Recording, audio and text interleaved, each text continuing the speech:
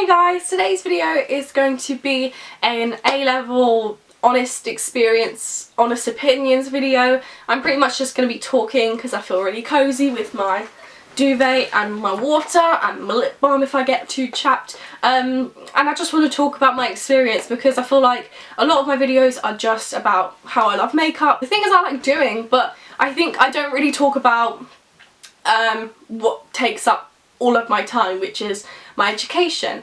And I feel like people at our age, like the whole focus is to get into university, to start our life, and I can't say there aren't enough people talking about it online, because there are plenty, but I feel like for my audience I don't talk about it enough. I feel like it will give you guys clarity as well for your own thoughts, and I think that will really help. I know it would have helped me if I watched this video when I was younger. So I'm pretty much just going to start off with AS, and then I'll talk about A2 afterwards. I'm just going to sort of go in order with that. Pretty much for AS year, in a nutshell, it was a very big blur, because for each subject, even photography, which I feel like is like my, it's my thing, you know. I struggled with all three of my subjects just because I feel like I didn't really get anything. So sociology, like we have families and households, and we have education. Like I understand the topics now, but at the time I'd have the lesson and I wouldn't even remember what we had that lesson. It was almost like I had like this really odd memory loss, and it sounds so stupid when I say that out loud, but I swear to you, like I'd have a lesson and I'd focus and I'd try, but then I'd leave and I wouldn't even remember properly like everything that we'd done. And I think it was just because everything like was either very new, like sociology was, or it was to a completely different standard like English was. When people said to me, oh, it's such a big jump from GCSE, honestly you're going to be so surprised, I kind of hated it inside when everyone said that, because I felt like it wasn't really true and people were just sort of exaggerating it. When it comes to something that you've already done for years, we've obviously done English since we were children. If you live in the UK, that's what happens. And to come to A-level and feel like you're not even understanding like the basics, so like the first few lessons, that's like really demotivating, because it was so odd to not understand things that I just found so easy before. I think that was the main thing of the whole year. Even with photography, I just found it like such a shock to the system that I just wasn't understanding things that I've been knowing for so long. And with sociology, I kind of gave myself a bit of slack for that, because obviously I haven't done it necessarily before. It's like a very first time thing, so I've got to get about 6 years of information into my head in 2 years time. So I think in general the shock to the system for all of my subjects, and I think this happened for like most people in my year, but that shock lasted a very long time. And obviously later on in that period of shock, it doesn't feel like, oh, you're actually shocked with the change.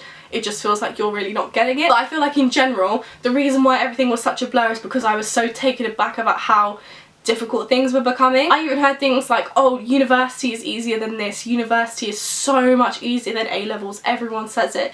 And I was like, oh yeah, like I feel like I spent most of my time thinking about how hard A-levels were rather than actually focusing on the A-levels at hand. And that was my main problem. I feel like that's a lot of people's problem, is that we think about how hard it is and we talk about how hard it is rather than actually working on the stuff that's really difficult to make it slightly easier. Other than that, there's really not much else to say about AS. It's just a very blurry year for me, because I remember at the end of the year, when it came to the end of year exams, I studied so hard. Like I can't explain how hard I tried in those end of year exams, but they didn't even come out that good. Like they were okay. I think I got like a C in English, a C in sociology, and an A in photography. So yeah, it was very odd. But my predicted was A star, so it made me think, oh, I've got a chance here. Because I mean the predicted grades tend to be like 2 grades above what you already are. So I was A, and so predicted A star for photography, and then for English I was a C, so 2 grades up, A. Even if it was a low A, it made me feel better knowing that. For the other exams though, I didn't try that hard. I don't think I tried much at all, to be honest. I think another thing for AS is that I really wanted to work. At the time, it would just so happen that was when I was doing AS.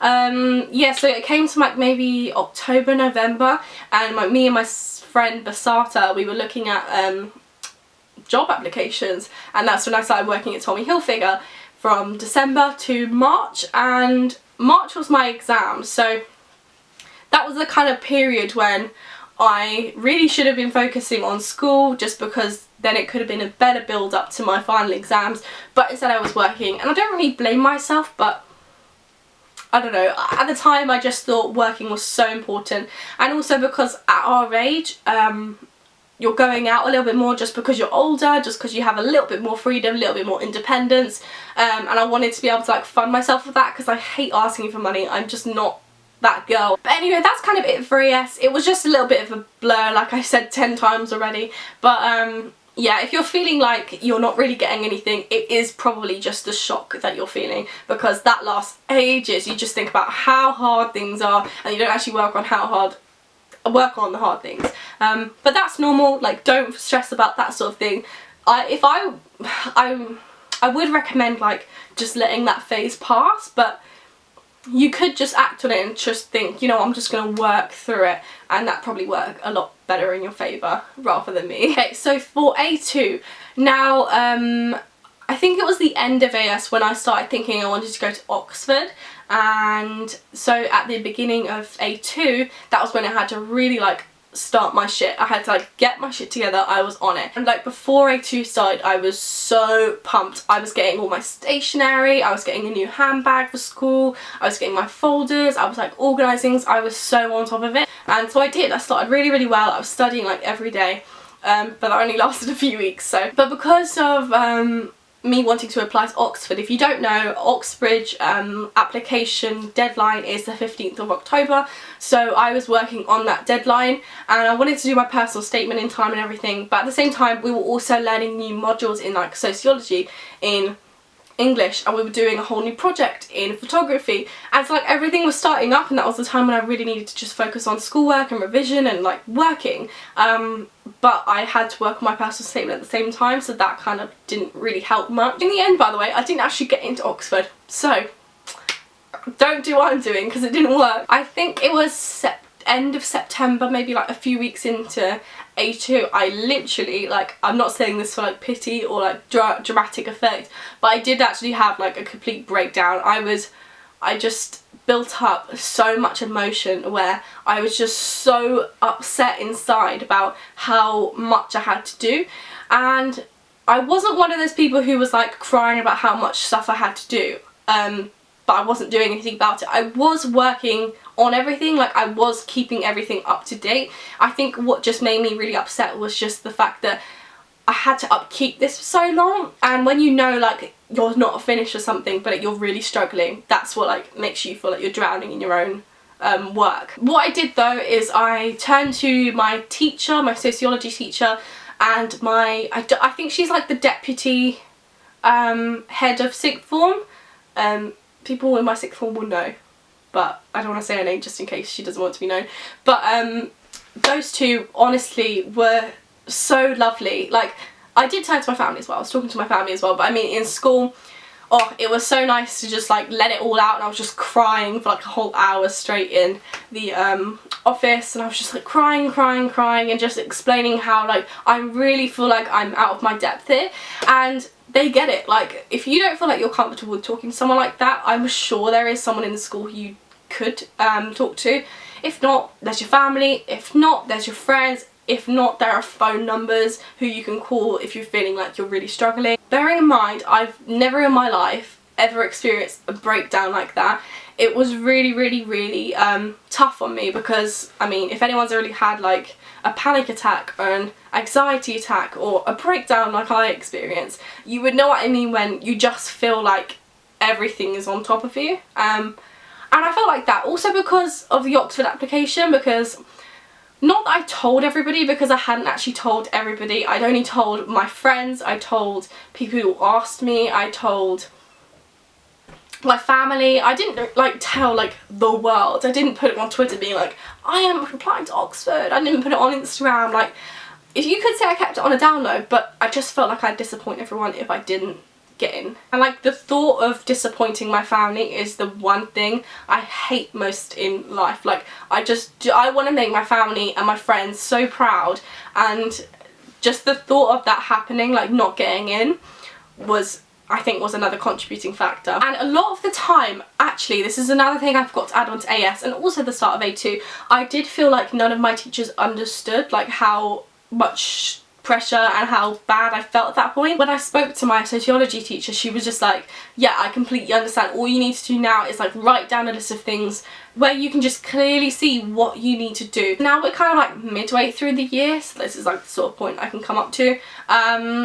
Yeah, it's been okay. I mean, up to this point, it's been like a little bit like of like an uphill run. I kept having the same assembly where they're saying time's running out, you've only got this many days left, this many school days left, this many weeks left until your real exam, so you best study now. And I can't lie, even up until quite recently I haven't been studying like every single day. It's only been like for the past like month and let's say 3/4, 2 months, I've been like studying pretty much every day because I have this system now where like I try to almost mirror what I do in school. So if I have three lessons, so like my average is like 3 lessons in a day, I would just do 3 hours of revision at home. And I mean, most of the time I just do like 3, maybe 4 hours of revision every day. But some days if I feel like I'm really overdoing it, I just don't do any at all. Or 1 hour or 2 hours, I keep it small. But yeah, what I wanted to say up till this point, I've always been told the improvement for A-levels comes towards the end, and I cannot find a truer statement about A-levels. Over the past week, I think this is like a perfect timing for the video, because over the past week I've just found that A-levels have just been starting to like move into the right places into my brain. And like sociology, when I was revising it the other day, let's put it into perspective. So at the end of AS, when everything is blurry like I was saying, I actually wrote out like everything. I filled up a whole notepad just on my notes, and like that's not notes, that's just writing everything. Comparing those so many notes where everything was blurry, where I had to write everything out for me to like vaguely understand things.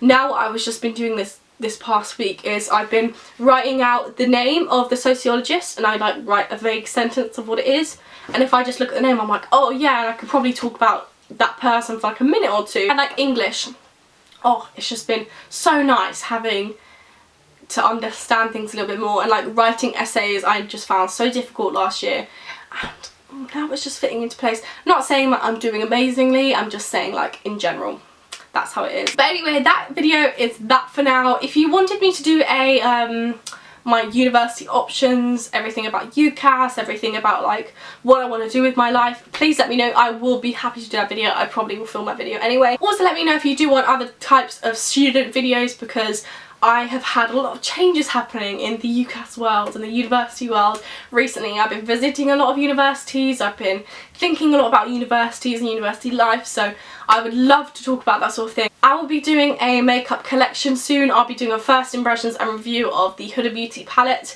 I'll be doing a hair care routine, my normal makeup videos. So that's everything for today. I hope you enjoyed this sort of cozy video, and I love you guys so much. Bye!